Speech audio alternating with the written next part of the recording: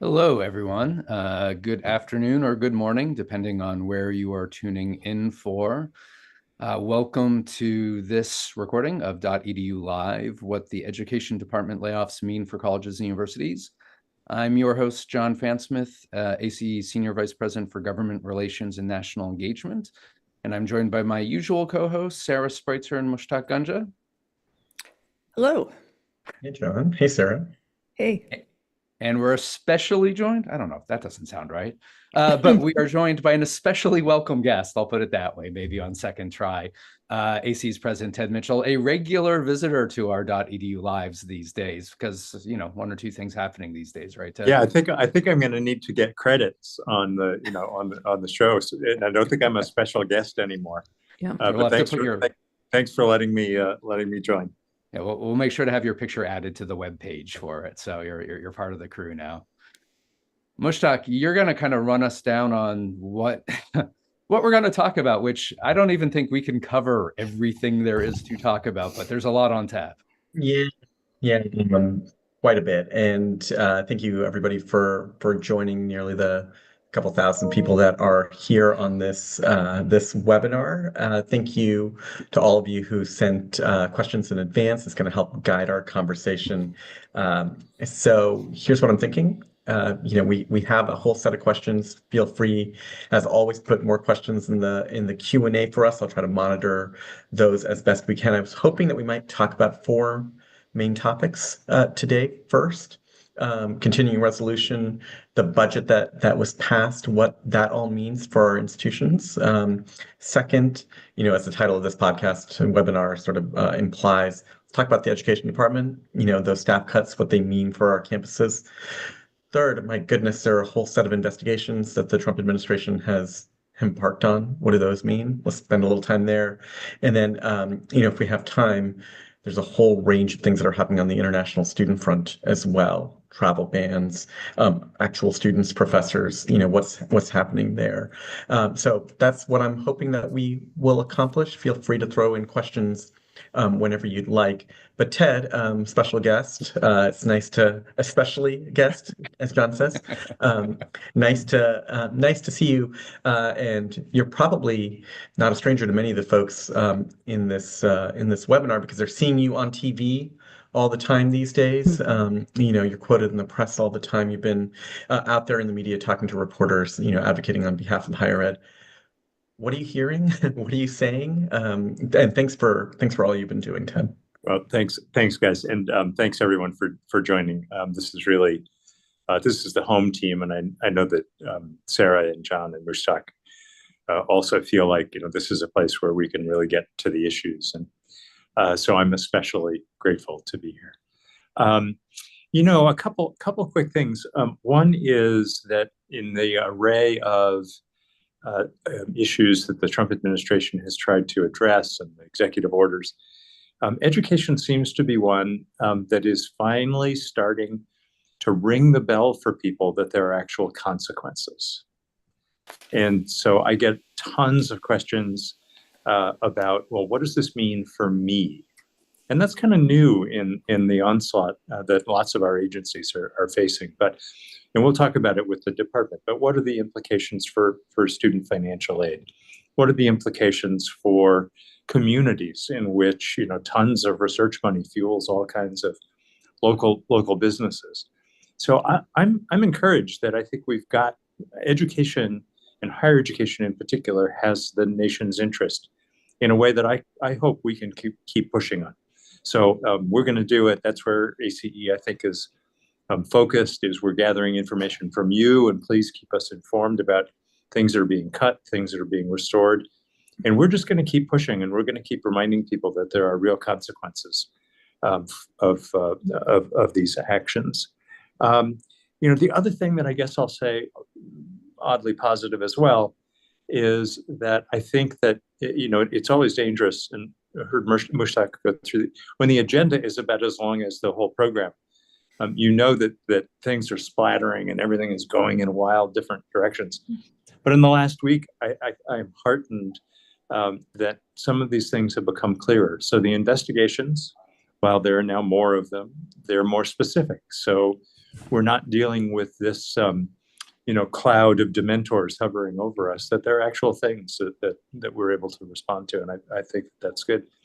And then I'm very encouraged by the willingness of the courts to step in and really help our institutions, but really the public in general, draw lines around what's possible, what's legal, what's not. And we'll talk about that later too. So again, I'm especially grateful for all of your work and all of your time that you're spending with us and with your colleagues.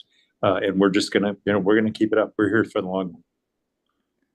I like that positive note, Ted, because we've all been out there talking to the community about everything that's happening with this administration, and it is really difficult to kind of find the silver lining. So thank you for that. Well, I think that, yeah, thanks. And I think the silver lining is this, that we're getting attention. And I think that it right now is a very narrow opening, but boy, let's lean into that. Mm-hmm. All right, Jon, walk us through the drama of last week that saw some continuing resolution, the possibility of a government shutdown and a version of that shutdown. Where are we? What happened to the budget? What does this mean for our institutions? Well, skipping to the end, the government was funded, so there was no shutdown. There wasn't even a short-term shutdown. The pathway there, as always was expected, kind of bumpy.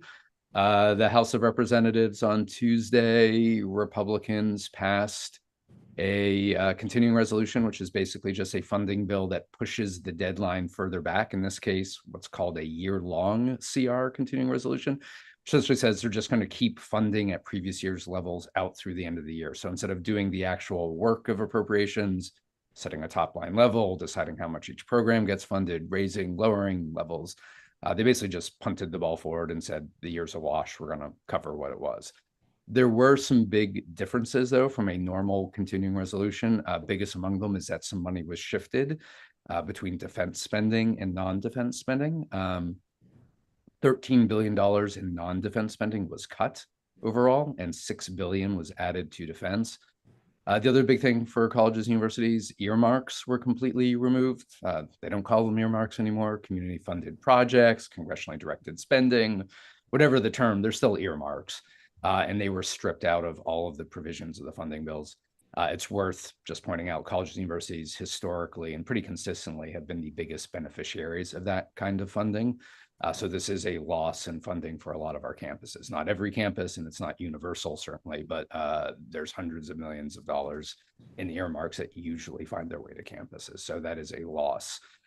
I think probably the bigger thing and what Republicans were trying to do with this bill, and I'll get to the Senate and what happened there in a second, because that's where the drama was, is they are setting the table not so much for finishing this year as trying to set up fiscal year 26, the next fiscal year, which is the work Congress should be doing right now. On schedule, they would be working on 26. It's just, we've had such a hard time dealing with 25.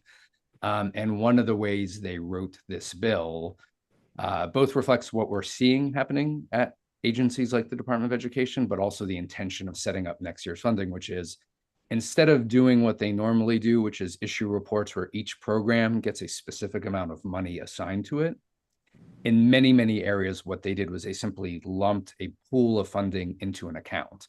So instead of saying Pell Grants will be given this much of an appropriation, work study will be given this much, SEOG will be given this much, they said student financial aid gets this pool of money.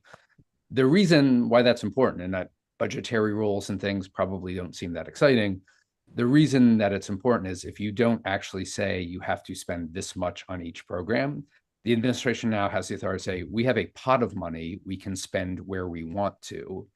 And that means if we choose not to fund work study in SEOG and instead use the $2 billion plus in those programs on Pell, they have that authority. And as you think about what we've seen with the DOGE efforts, what we've seen at the Department of Education, this idea that the administration is actually moving funding around in ways Congress has previously never allowed them to do, it's pretty striking because this is Congress's big authority. Over the last few years when Congress has had a hard time passing bills, they've always had the power of the purse. You have to do funding every year. And that is the big club they can use to make an administration do it. And Republicans, Democrats, it doesn't matter. Congress has always very jealously guarded that power of the purse because it is incredibly powerful.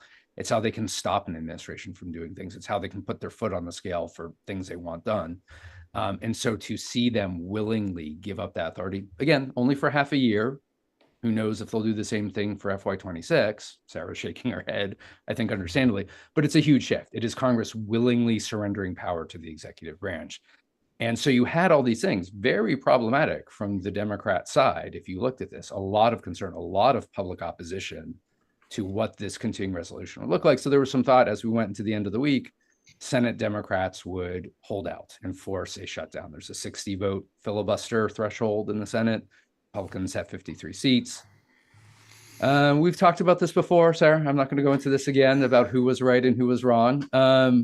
I did change by my raising vote. the issue, yeah. Yeah, I did change my vote last week. But the reason that we had the discussion, John, and this discussion was whether or not the Senate Democrats would cave, was I argued this was their only tool in their toolbox to push back on some of the cuts taking place across the federal government.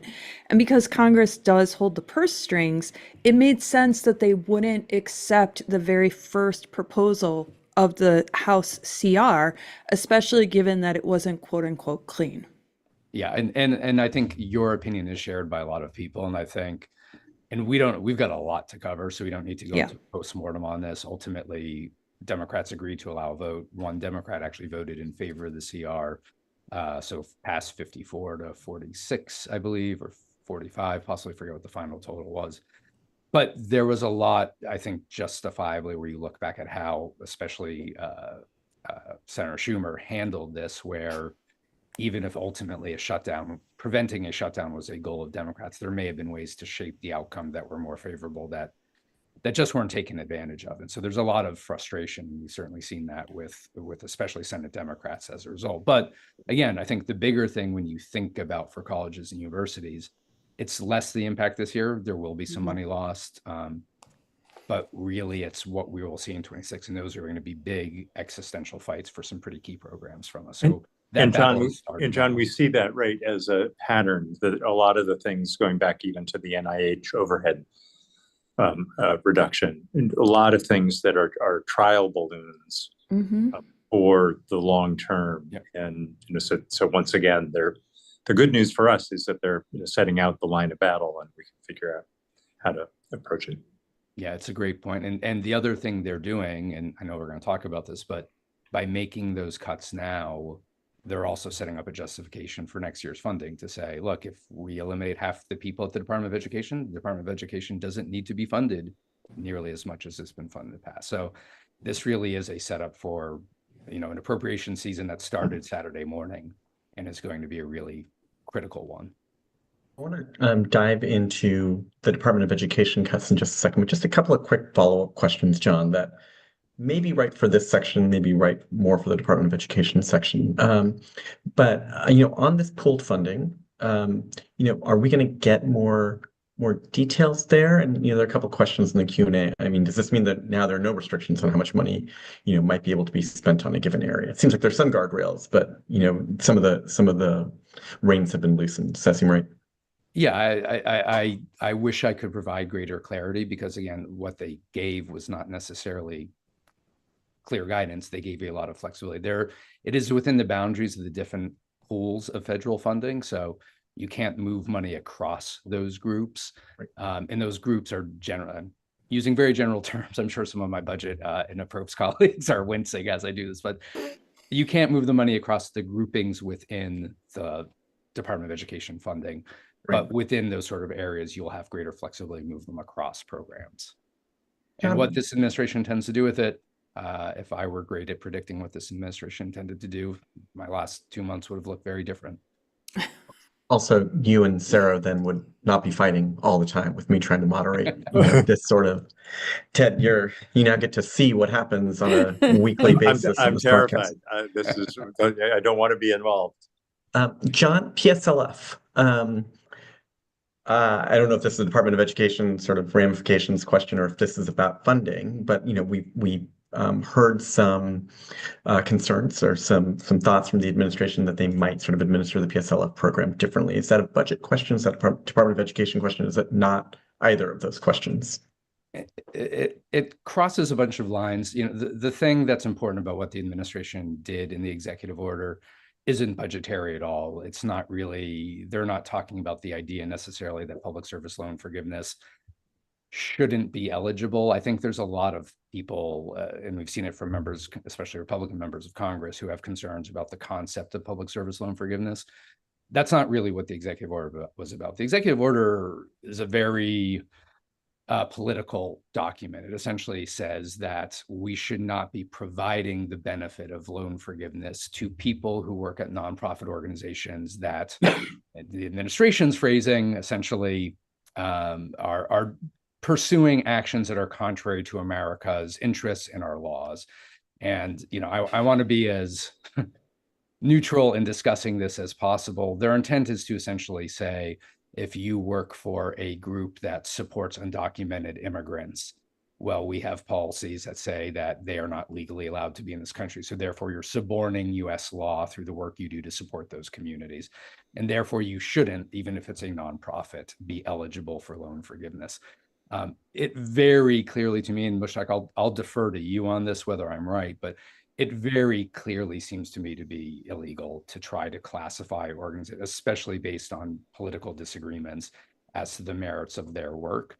I think it's a messaging executive order. I think it's meant to signal to people that, groups that they have highlighted, nonprofit groups they've tended to criticize, shouldn't get a benefit that's being made available. I don't know that a court would support that. I don't know that they have to go through the regulatory process because it impacts Title IV programs.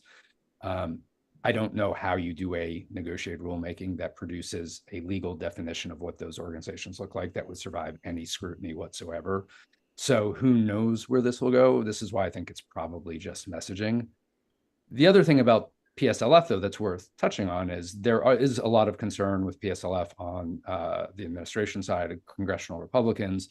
The Biden administration's efforts, both through regulations and through sort of an emergency executive order to expand the eligibility of people to get PSLF, it was very unpopular with a lot of Republicans. Certainly, I think we would expect to see rollbacks of what the Biden administration did that made more borrowers eligible to get that benefit. And if you remember, and Ted, I know that you do, the first iteration of public service loan forgiveness, very few people qualified because the bill was actually written, the law was written in a way that actually made it really, really hard to even live up to the intent of the authors in a lot of ways. It was just not a well-done bill. And about 99% plus of people who applied were denied in the initial round. So the administration, if they don't like public service loan forgiveness, they think that benefit is too widely used, if they think it's going to the right places, don't have to do a whole lot. They simply have to revoke, which they can administratively, the expansions the Biden administration put in place. And all of a sudden, the program is far less effective and far less open to borrowers. Yeah, if they were just to go back to the Obama era guidelines, they would effectively turn the tap off on public service loan forgiveness. Yeah. One thing to note, I mean, I think you're exactly right. The executive order restricting PSLF to certain organizations, I mean, seems clearly illegal. A problem from a process point of view certainly runs into significant First Amendment viewpoint discrimination claims. And I think it's just something that we should watch out for. If in the administration of the Public Service Loan Forgiveness Program over the course of the next few years, it seems like only certain loans are being forgiven from certain organizations, we got a First Amendment problem on top of probably some other sort of problems, sort of process and statutory requirements. So just something for the community to keep an eye out for, because I'm worried that might happen. And if I could add, I think this is another chapter in the book of break it now, and then the probabilities of fixing it later go way down, right? So let's think about a young person who wants to get a public service loan forgiven, and they, they've got a 10-year run that they have to do a bunch of things right. They have to jump through a bunch of hoops with no guarantee that there's even going to be a program. That's going to change a lot of behavior, and I'm really worried that even a delay of a year or two is going to take the heart out of the program because people won't trust it. Mhm. Yeah, and I think if you Go look ahead, at, sir.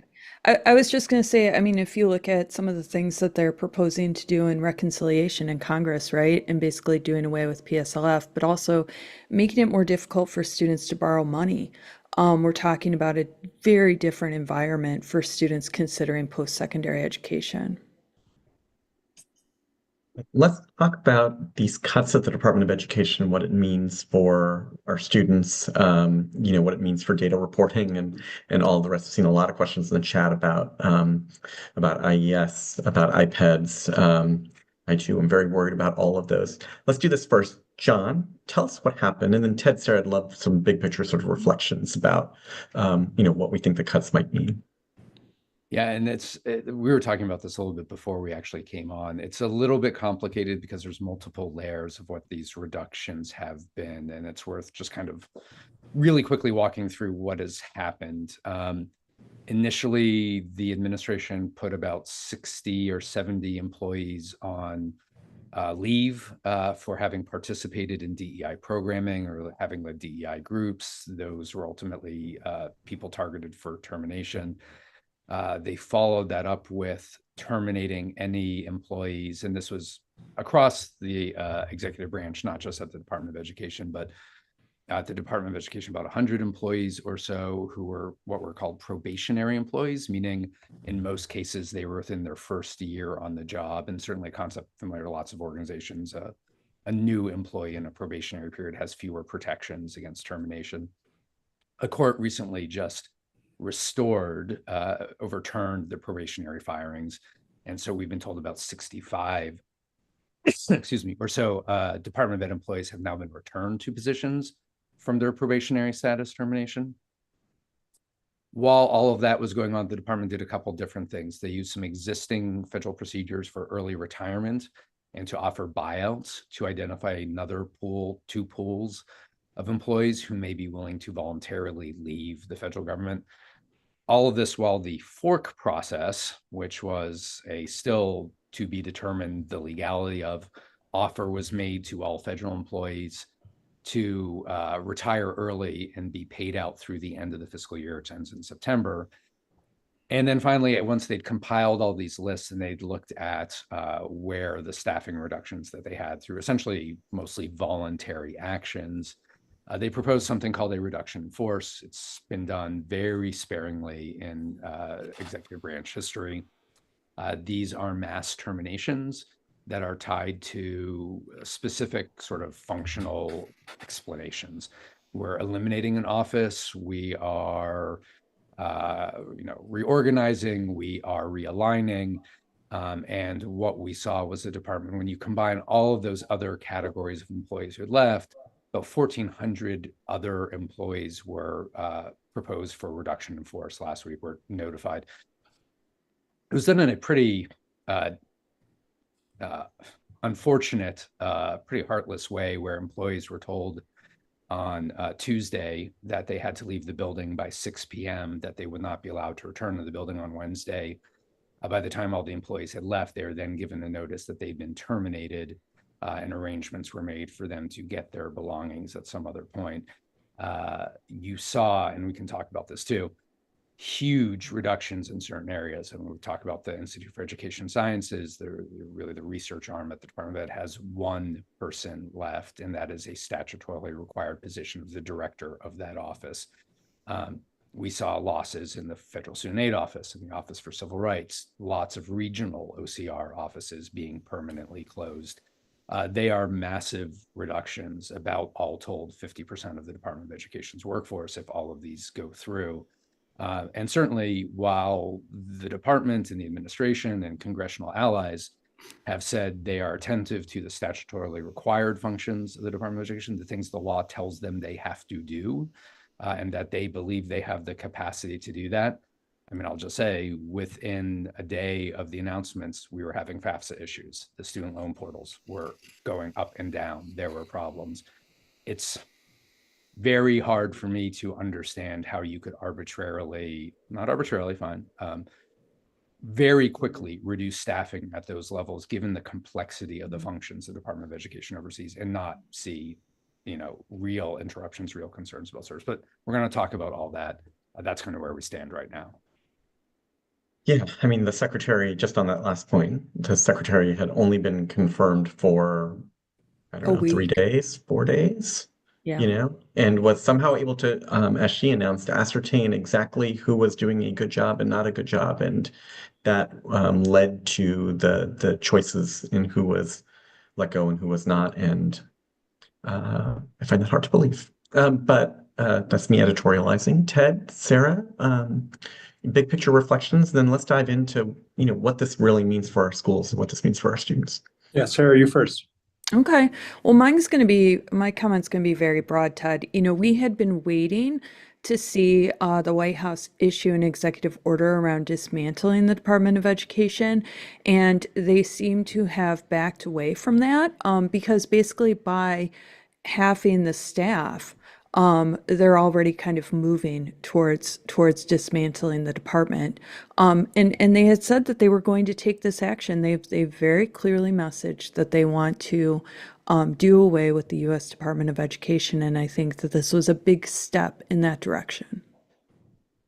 Yeah, I think that that's right. I think that they've clearly moved to a hollow out the department strategy, so that at the end of some period of time, they sort of look over their shoulder and say, well, there's nothing left. We might as well close it. Mm-hmm. And so I think that this is how they're doing it.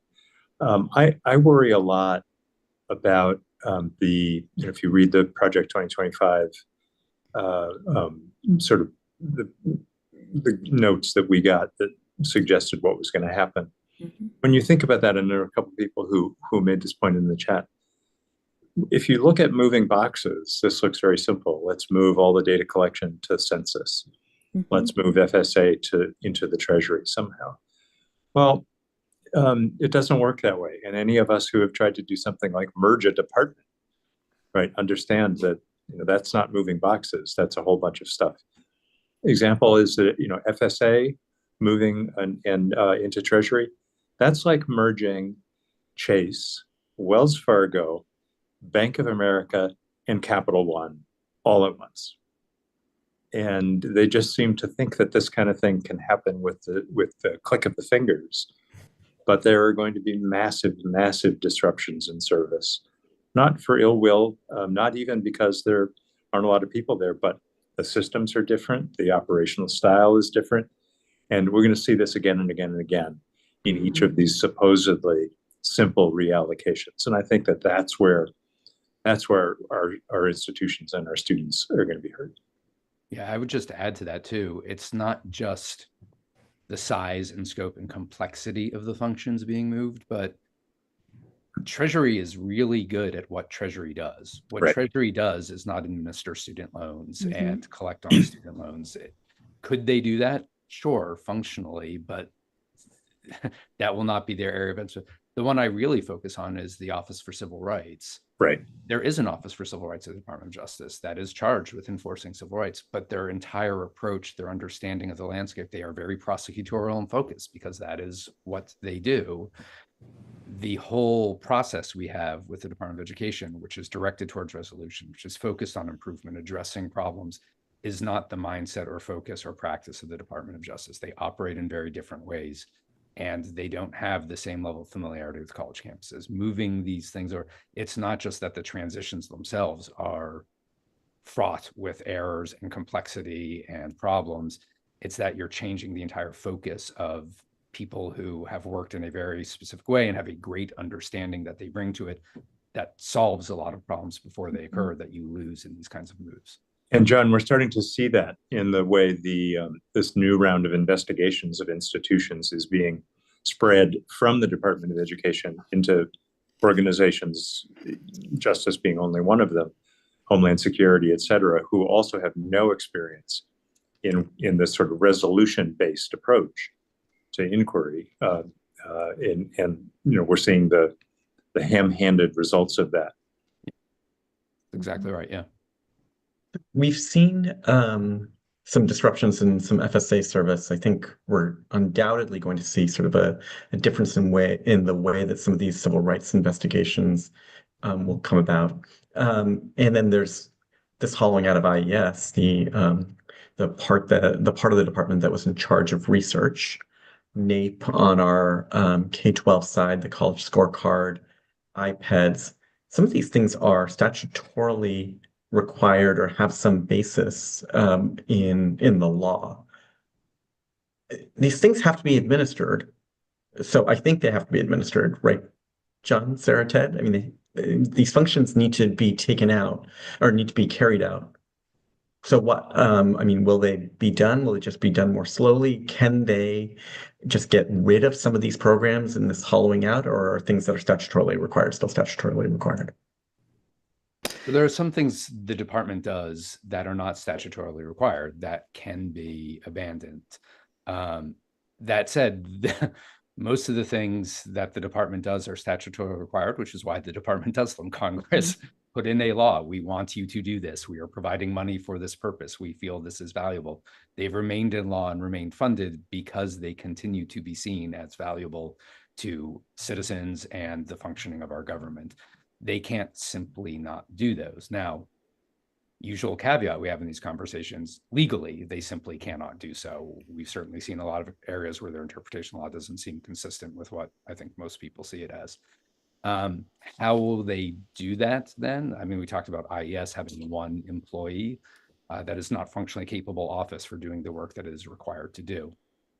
We continue to hear these rumors, not just within the Department of Education, but other federal agencies that, oh, this is all a prelude to a restaffing effort that will take place early summer, midsummer, where new, more qualified people targeted to the functions, the statutory functions will be brought in. And so there won't be a loss of functionality. There was a letter from the, I forget his name, I believe he's the acting undersecretary at this time, James Bergeron. Right.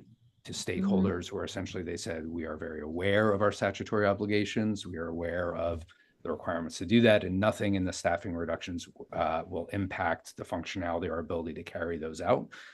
Very clearly saying, we know we have statutory requirements and we will meet them. Again, I think we are skeptical of their ability to do that given what we've seen. And even again, if the plan is some of these things can be delayed while new staff is brought on board, everyone's worked in a place where you've brought new staff on board. Rarely are they immediately able to step in and flawlessly manage something, especially something, again, as enormously complex and with such massive consequences as things like student aid programs and large longitudinal data sets and all of these other things that require a level of skills and expertise, and especially familiarity to properly administer. So, to be determined, but the signs are not good. No, the signs are really not good. And I think going back to a theme that I brought up earlier, there are a number of these things, and I think the data collection is the biggest of them, that once you stop, not only is it hard to restart, but you've kind of lost the whole message, which is careful collection of longitudinal data over time that can show us the effectiveness of one program over another, one organization over another. We're blinding ourselves, and we're doing it at an incredible rate, and a rate that I think will compromise the ability of all of our institutions to learn from each other and to carry out programs that best advantage our students. I think Congress has demonstrated that they're unwilling to speak up for these programs, that they've put statutory requirements, right, in place. These are programs and requirements that were created by Congress. They seem to be giving the administration a lot of rope, a lot of flexibility, because the messaging is, give us a chance. Even when it comes to some of these grant programs where we've seen the funding stopped, they've claimed that they're pausing it and reviewing it. And I have started to think about FY26 and congressional appropriations to bring it back to our conversation at the beginning. Like, if those programs are still authorized, is Congress going to seek funding for them? Are they going to put language in an appropriations bills that says, provide a report on how you're collecting the data or how the restructuring is going? That's the one thing that I'm kind of looking to in the next couple months. I don't know if that appetite will be there for next year, but they do seem to be okay with giving this administration a lot of flexibility in carrying out these big plans. I think you're right. One thing I want to say, and I want to go back to what Ted said early on, that maybe a positive in this moment is people are beginning to understand, excuse me, the implications of these actions now because they are filtering to individuals. Mm-hmm. And the administration has been relatively clever so far, trying to hide cuts to things that go to individual benefits as much as possible, but it's beginning to resonate. And we're hearing it more from not just our members, but from members of Congress and their staff, that they're hearing from constituents. This is having an impact on our communities.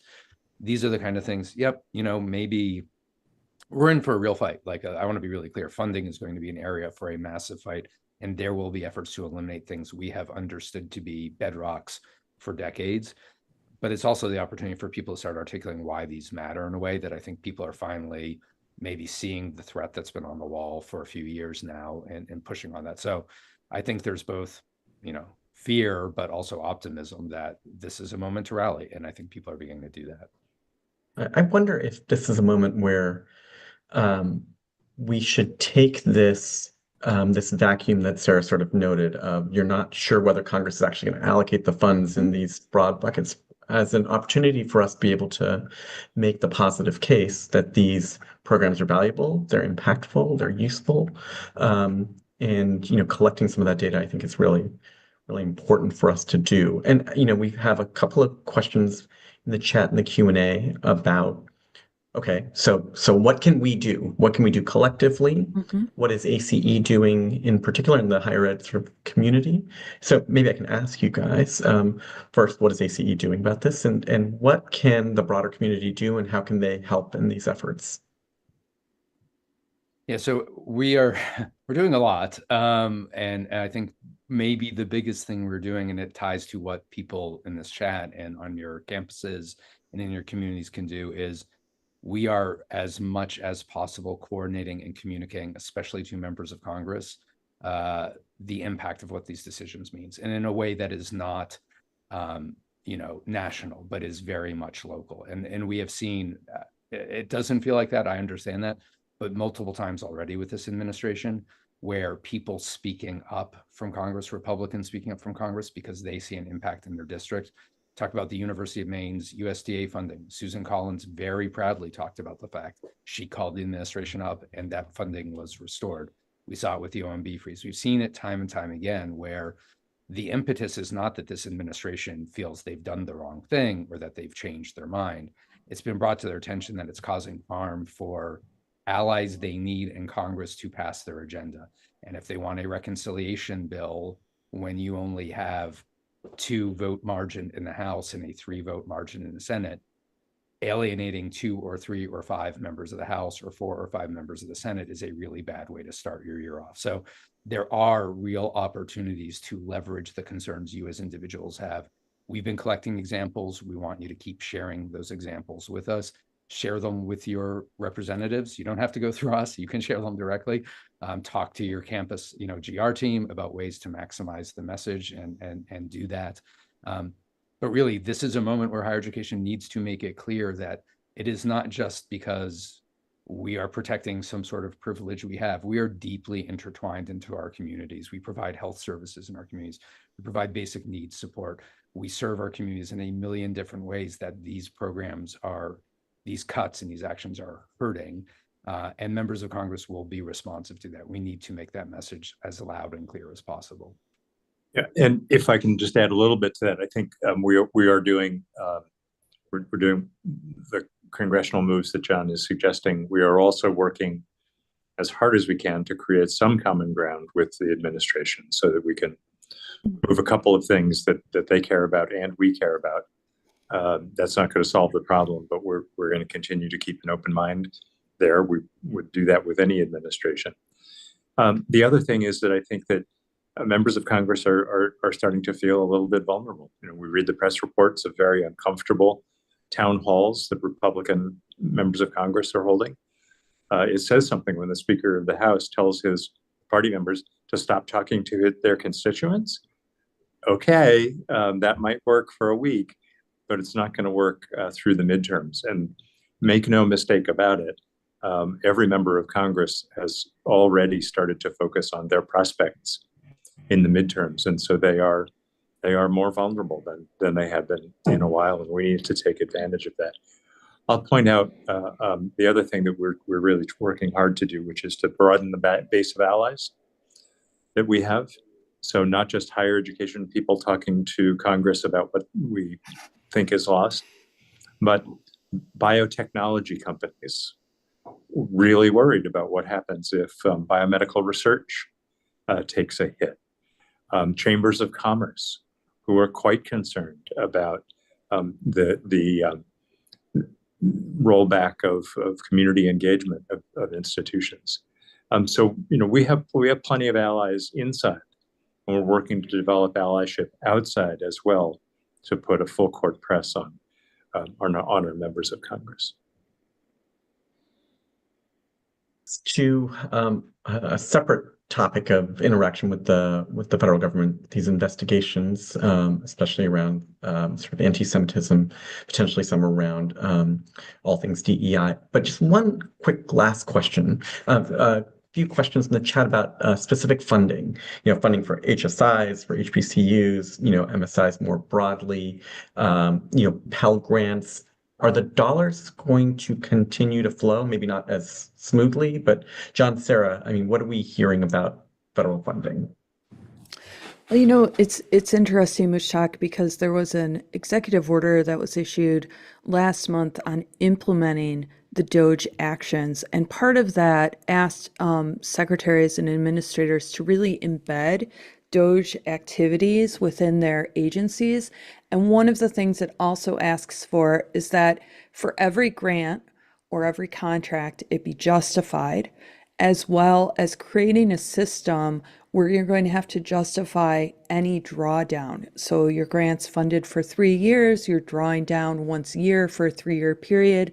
Each one of those drawdowns is going to have to be justified by the program officer or somebody within that agency.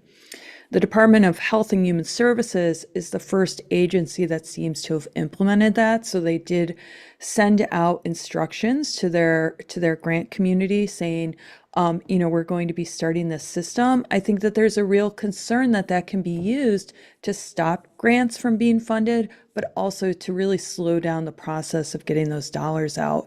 We're still seeing some agencies like the U.S. Department of State, for instance, has paused funding for the Fulbright program and other educational programs at the U.S. Department of State. They haven't stopped those grants, but that pause has now been going on for over a month. And so it's causing a lot of chaos. And I do think it's also important to sort of distinguish at this point too. There are, as Sarah's identified, a large number of concerns with how grants and contracts and other forms of federal funding through partnership with institutions are being handled. On things like Pell Grants and financial aid, student loans, at least to this point, we have not heard any reports of or any intentions from the administration to try to suspend or modify the terms of those disbursements. We have not heard from campuses that they're having issues with disbursements of funds. Again, the letter from the Department of Ed specifically said that they were intending to maintain full and smooth operations. And we know from our conversations with folks at the Department of Education that the ability to step in and,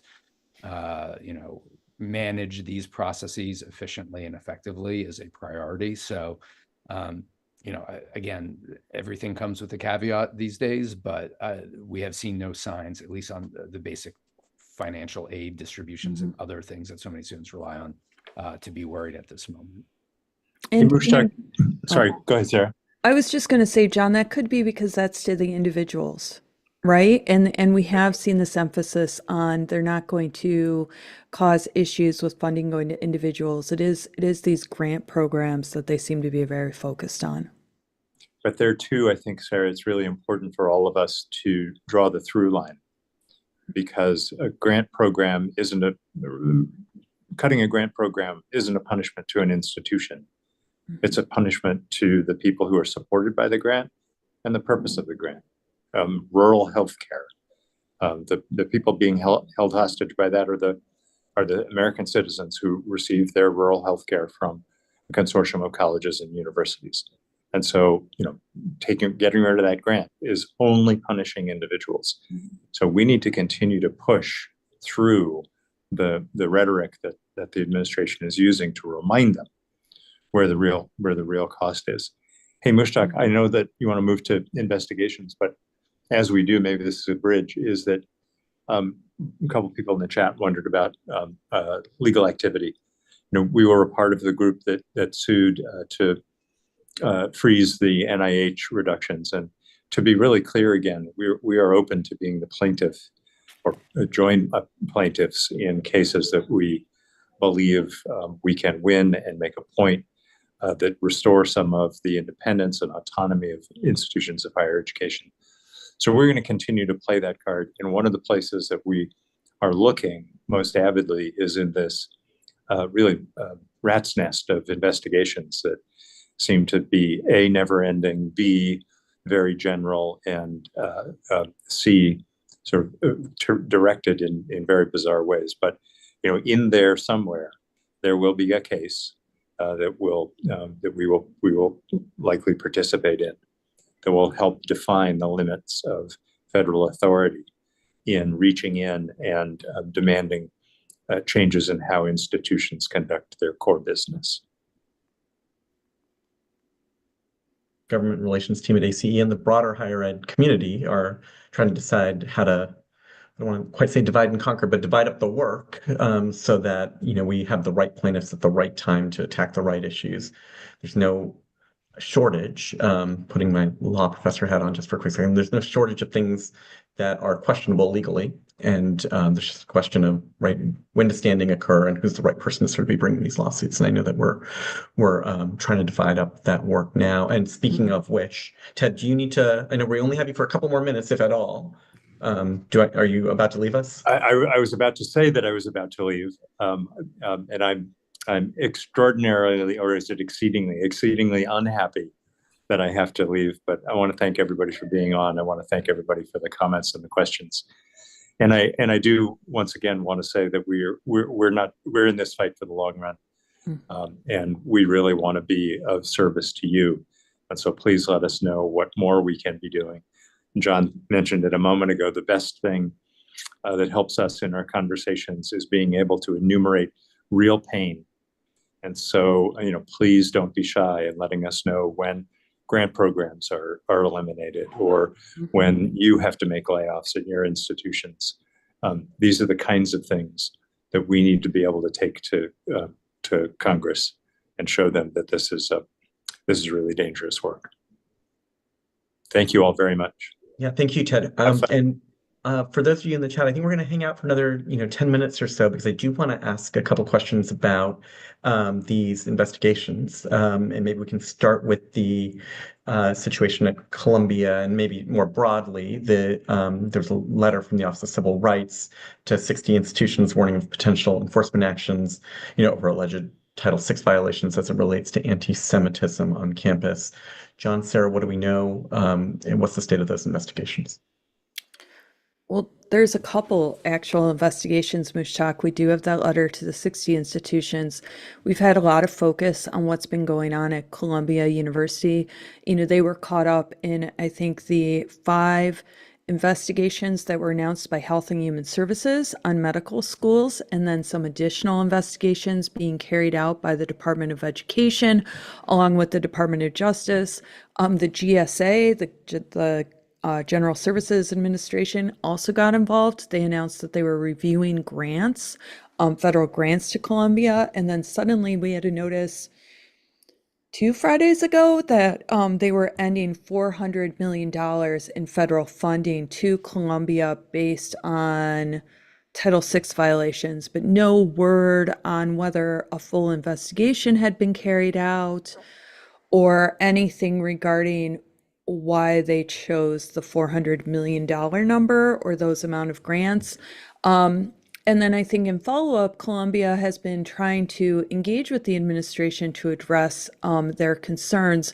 And there was a letter sent, I believe, John, from HHS, DOJ, and Ed to Columbia, outlining about 8 activities, several of which I don't think Columbia is actually able to do to address the administration's concern around anti-Semitism.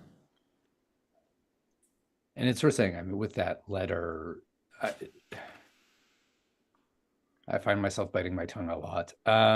There were some things where if you saw those requests from the administration as part of an effort to find a resolution agreement through the normal process, you would say, okay, that's sort of an understandable response. There were many things in that letter that are just far beyond the pale of what the federal government should ever be trying to dictate to an institution, like putting an entire academic department into receivership.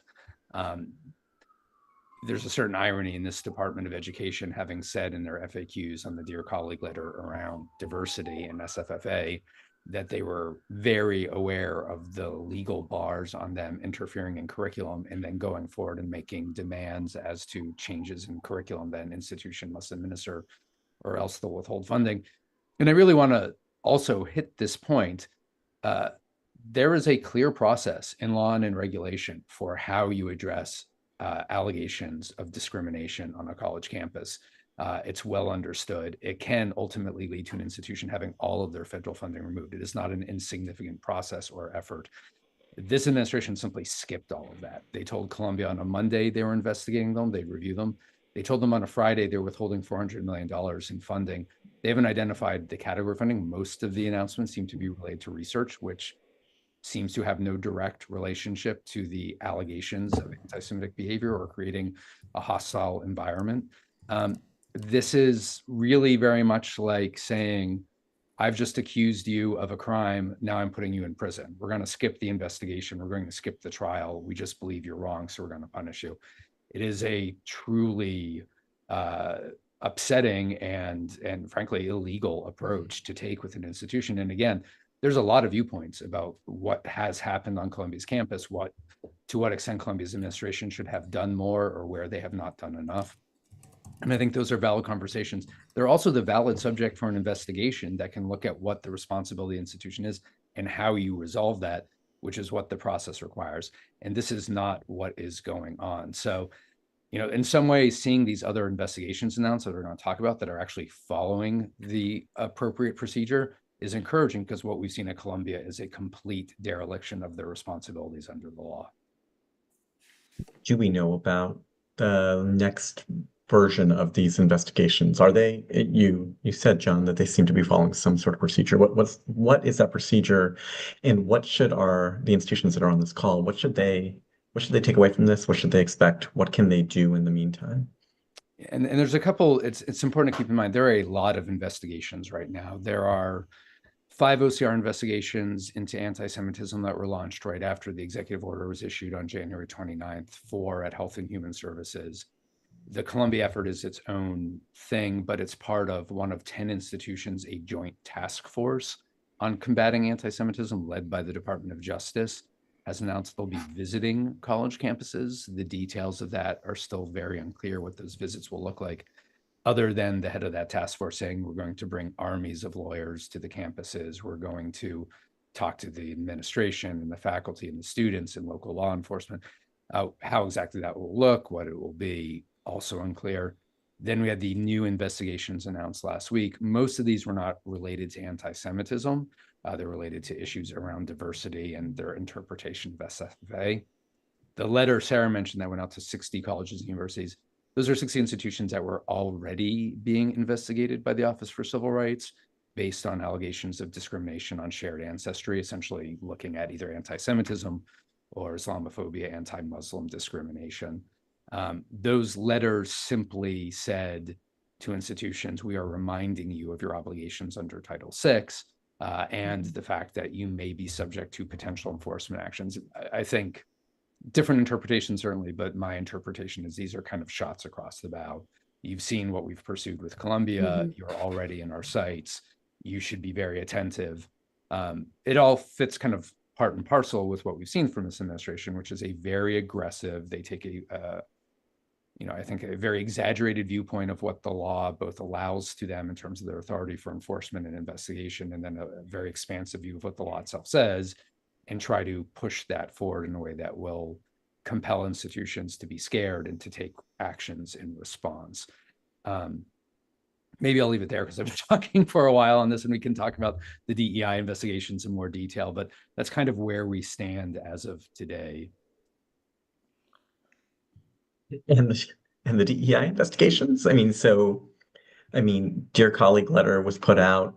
The frequently asked questions document that sort of, in our view, I think the three of our views narrowed that initial sort of Dear Colleague letter to something that was a little bit more manageable, something that was a little bit more reasonable. What do we know? What have we heard in the wake of that frequently asked questions? What's the department doing? Do we know? Yeah, so they announced investigations into a total of 51 institutions, 51 or 52 institutions. 45 of those institutions are being investigated, apparently because they were participating institutions with a nonprofit organization called the PhD program that looked to help underrepresented minority populations access especially PhD programs in business. And the people might be familiar with this. There was a little bit of a social media storm about a month ago where Christopher Rufo had noticed that I believe Texas A&M was sending representatives to a PhD project conference. And he made comments about that on social media. The governor of Texas noticed that, said that he would fire the president of the institution if they continued their involvement. And soon after that, a number of Texas institutions withdrew from their participation in the PhD project. It's a little bit confusing because the 45 schools that are getting investigated, they are not all of the institutions that work with the PhD project. It's also some of the institutions that are on that list had previously participated and have since stopped their participation with the PhD project. So the department's criteria for why those 45, again, a little bit unclear. The other institutions they made the announcement about, 6 of them they identified for providing race-based scholarships. And again, I don't know the details of the policies or programs at those institutions, but that's the area they're looking to investigate. And then the final one was they were very minimal description, but essentially said they're investigating the institution over allegations of segregation. And I don't, again, know the details. I think the assumption widely is that the institution may have had affinity housing or affinity graduation ceremonies, things along those lines that this administration, as they talked about in the Dear Colleague letter, as they talked about in the frequently asked questions document, they are taking a view that those are discriminatory. Again, I don't think the law supports that, but that is the view they're taking. And these all seem to be efforts by them to sort of push their expanded definition of what SFFA means by launching these investigations, and especially to maybe chill other institutions from doing this kind of work. Well, we're gonna have to monitor all that. I think we're gonna learn more in the weeks to come. We'll keep everybody updated. Here are things we didn't get to talk about, but I know we should in future episodes: travel bans. Yeah. What's happening with Fulbright, what's happening with our international students more broadly. We haven't talked about accreditation, but we keep getting accreditation questions. I want to just actually carve out 5 minutes in one of these sessions because I think it's really important, really interesting. So much we didn't get to. I apologize to everybody who's asked such great questions. We couldn't get to everything. Do you have any final sort of thoughts of what the community can do, how they can be helpful to you? How can we be helpful to them? Jon, Sarah, you're pounding the pavement every day. What can we do? I mean, we're trying. We keep pushing resources out on acenet.edu. There is some material for folks to follow the executive actions being taken by the Trump administration. We're going to start putting up some advocacy materials that folks can use when they're reaching out to their members of Congress, and we'll continue to update on these webinars, podcasts. When is our next one? Tomorrow? In an hour? we'll do one quickly, I'm sure. Yeah, I mean, like you're right, Mushtaq. Like next week, we'll likely be talking about travel bans, whatever is going to be happening with our international students, because it's not going to be a quiet week.